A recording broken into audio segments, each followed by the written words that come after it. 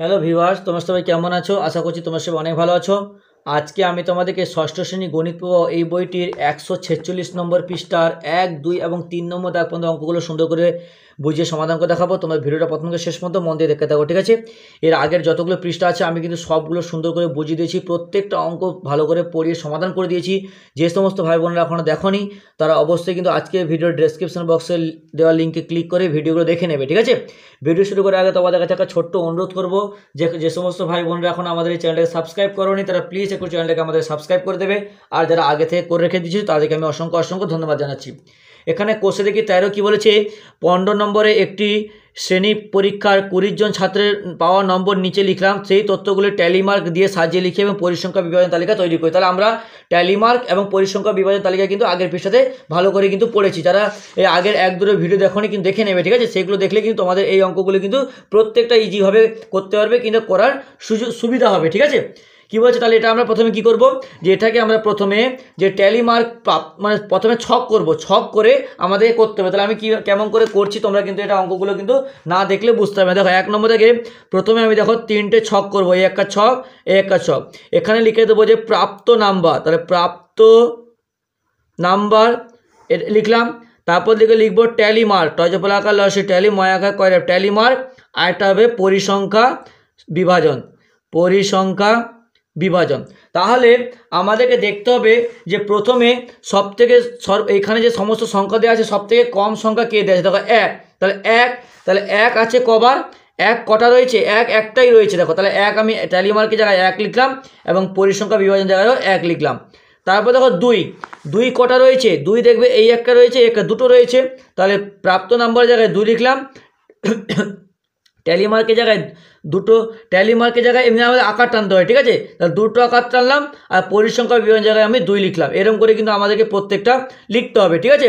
তারপরে দেখো কত রয়েছে, তারপরে আছে 5 দেখবে দুবার রয়েছে, তাহলে 5 দুবার, দুটো ট্যালি মার্ক, এখানে 2। তারপর দেখো 6, তাহলে 6 দেখো দুবার রয়েছে, তাহলে 6 দুবার, তাহলে 1 2, এখানে 2 লিখলাম। তারপর দেখো কত আছে 8, তারপরের সংখ্যা আছে 8 কবার আছে 4 বার, তাহলে 8 আমি লিখব 1 2 3 4, এখানে আমি সুন্দর করে কিন্তু 4 লিখে দেবো। তারপর দেখো আছে 9, ঠিক আছে? তারপর 9 রয়েছে, 9 কবার রয়েছে, 9 রয়েছে 4 বার, 1 2 3 4, তাহলে এখানে আমি 4 লিখলাম। তারপর দেখো আছে 10 কবার আছে, 10 আছে 3 বার, 1 2 3, তাহলে এখানে আমি 3 লিখলাম। তারপর দেখো আছে 12, ঠিক আছে? তারপর আছে 12, এখানে দেখো 12 কতবার রয়েছে, 12 রয়েছে 1 বার, তাহলে 1 লিখলাম, এখানে 1 লিখলাম। তারপর দেখো লাস্ট 15 আছে, 15 রয়েছে 1 বার, আর এখানে আমি সুন্দর করে 1 লিখলাম। তাহলে এখানে আমাদের অঙ্কটা ঠিক আছে না ভুল আছে সেটা আমাদের বোঝার বিষয়। তাহলে এখানে দেখো আমি মোট করে নেব, তাহলে এখানে দেখো মোট করলেই আমরা বুঝতে পারবো যে এখানে দেখো মোট করলে 1 2 3 3 4 5 6 7 8 9 10 11 12 13 14 15 16 17 18 19 20, দেখো মোট কত হচ্ছে, মোট হচ্ছে 20। তাহলে মোট আমি 20টা পেলাম। তাহলে এখানে আমি গুনে নিই যে আমাদের কটা আছে, দেখো 1 2 3 4 5 6 7 8 9 10 11 12 13 14 15 16 17 18 19 20, দেখেছো 20টাই রয়েছে। আমরা কিন্তু পরিসংখ্যা বিভাজন দিয়ে বের করলাম, তাহলে মোট 20টা আছে, তাহলে আমাদের অঙ্কটা ঠিক আছে। বুঝতে পেরেছো?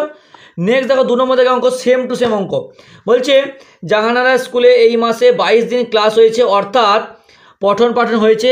এই 22 দিনের প্রতিদিনের ছাত্রছাত্রীদের উপস্থিত সংখ্যা সে লিখেছে, সেগুলি হলো একই রকমভাবে যে আমাদের কাঁচা তথ্যগুলোকে সাজিয়ে ট্যালি মার্ক বিভাজন তালিকা তৈরি করতে হবে। তাহলে একই রকমভাবে আমি করব, যে উপরে প্রথম লিখে দেবো প্রাপ্ত নাম্বার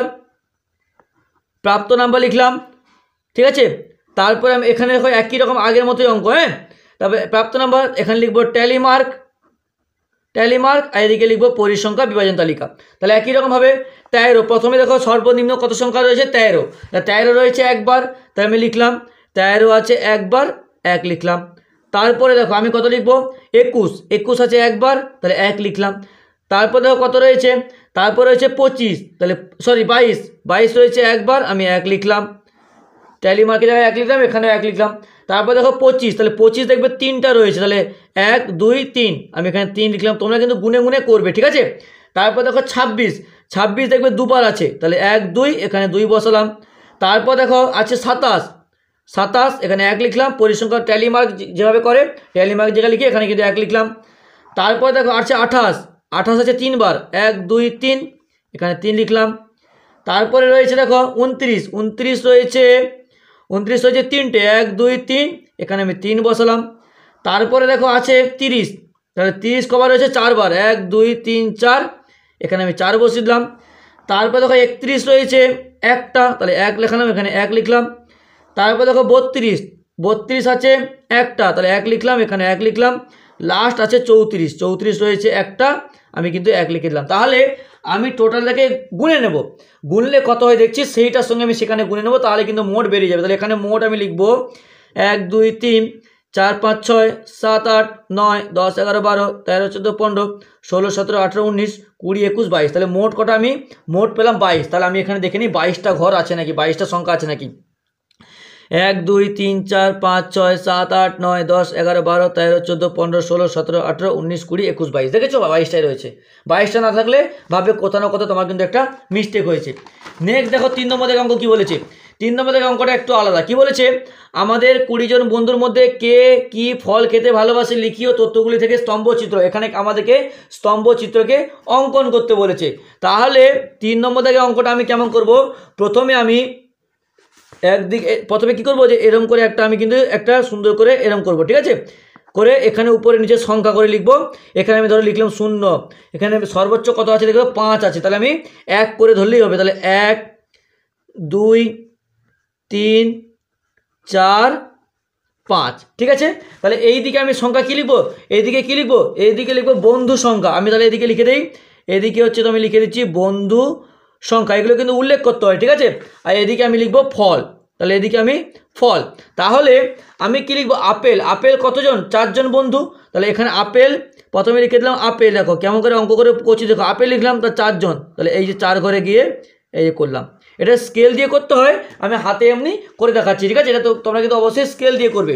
তারপর আছে পেয়ারা, পেয়ারা আছে 6 জন বন্ধু, না এখানে সর্বোচ্চ 6 ছিল, এখানে একটা ঘর করে দাও 6, তাহলে পেয়ারা 6 জন বন্ধু, তাহলে আমি 6 এই যে 6 করলাম, 6 জন বন্ধু, তাহলে এটা পেয়ারা, ঠিক আছে, পেয়ারা। হ্যাঁ, তারপর আছে কলা, কলা 2 জন বন্ধু, তাহলে 2 কোথায়, এই যে 2, তাহলে আমি এই 2 এর সোজা গিয়ে এই এরকম করে বেরিয়ে দিলাম, তাহলে এটা কি, এটা হচ্ছে তোমার কলা।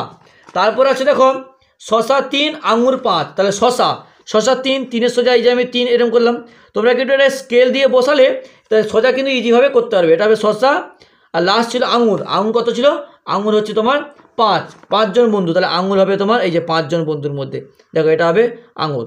তাহলে এখানে আমি হিসাব কি বলেছিল যে কে কি ফল খেতে ভালোবাসে লিখি। তাহলে আমি যদি এখান থেকে তোমাকে প্রশ্ন করি যে কোন ফলটা খেতে সব থেকে বেশি পছন্দ করে, তাহলে আমি কি পেয়ারা, কারণ পেয়ারার গ্রাফ কিন্তু স্তম্ভচিত্র কিন্তু সর্ব উপরে রয়েছে, তাহলে পেয়ারা। এখান থেকে যা প্রশ্ন দেবো কিন্তু সহজে করা যাবে, ঠিক আছে। তাহলে এরকম করে কিন্তু আমাদেরকে স্তম্ভচিত্রটা অঙ্কন করতে হয়। তাহলে আজকে এতটা থাক, পরের দিন আমি দ্বিতীয় পার্টে বাকি অঙ্কগুলো সমাধান করে দেখাবো। ভিডিওতে একটা লাইক করে তোমার অন্যান্য বন্ধুদের মধ্যে শেয়ার করতে প্লিজ, কারণ তোমাদের একটা লাইক আমাকে কিন্তু পরবর্তীকালে আরও ভালো সুন্দর ভিডিও বানাতে উৎসাহিত করে তোলে।